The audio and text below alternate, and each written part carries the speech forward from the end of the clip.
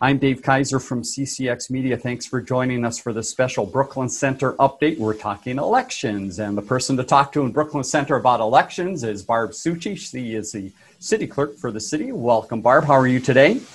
Good, Dave. How are you? I am very good. So it's been a couple months since we talked, and now we want to give people an update as you're really in the thick of the season. And one of the things that's different and people need to know about is absentee voting. Give us some of the basics of absentee and how it's a little bit different this year. Sure. This year we have absentee in person at City Hall.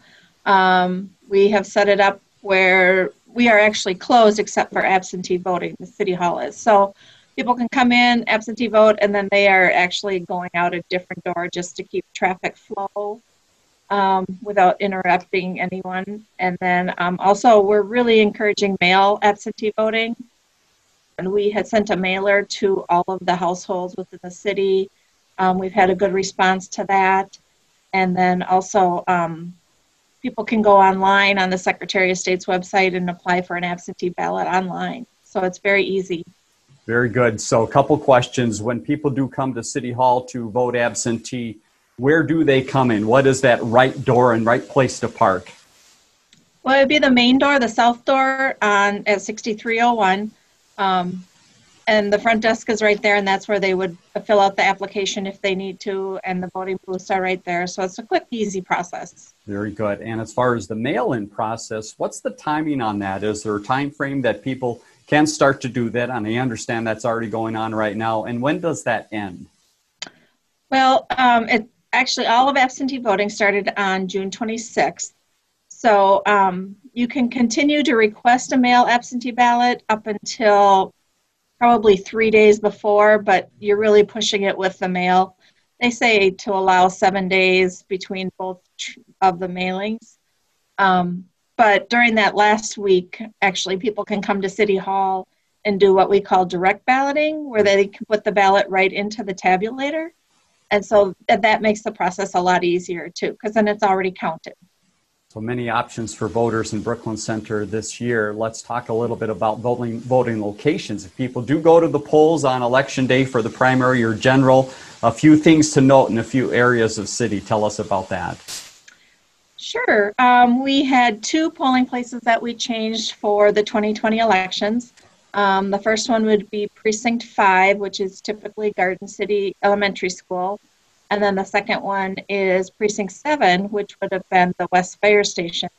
And both of those have been moved over to Earl Brown Heritage Center to allow more room for social distancing, and we can spread out the precinct a little bit more. And again, for the Earl Brown Heritage Center, my guess would be it's the same as the main location is where people should come in? Yes. Yep. Okay. And they will be clearly marked with Precinct 5 and Precinct 7 to direct people. Excellent. All right, let's talk a little bit about the people that man those polling locations. Those are the election judges. Tell us a little bit about the process for judges this year, and you still have a need for that. Yes, we do.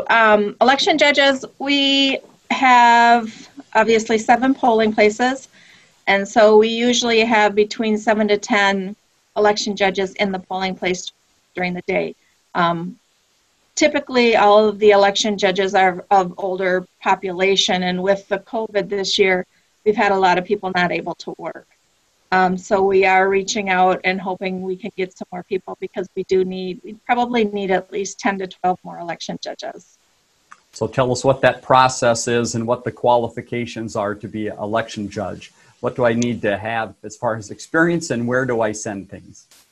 So you can send things to City Clerk at ci.brooklyn-center.mn.us, and just drop us a line and let us know that you're interested, and we'll send you a form to fill out. We're doing online training. It'll be very easy for people to be trained.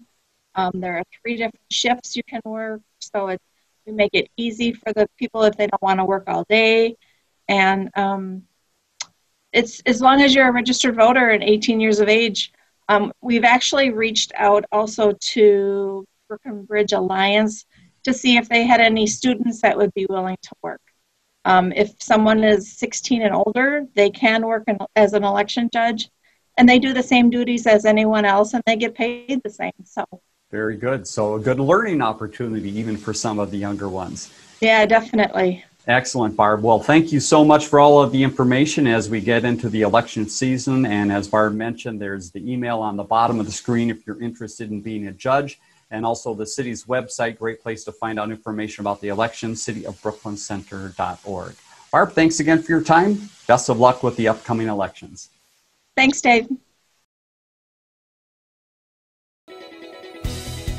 Learn more about the connection at ccxmedia.org and follow us on social media.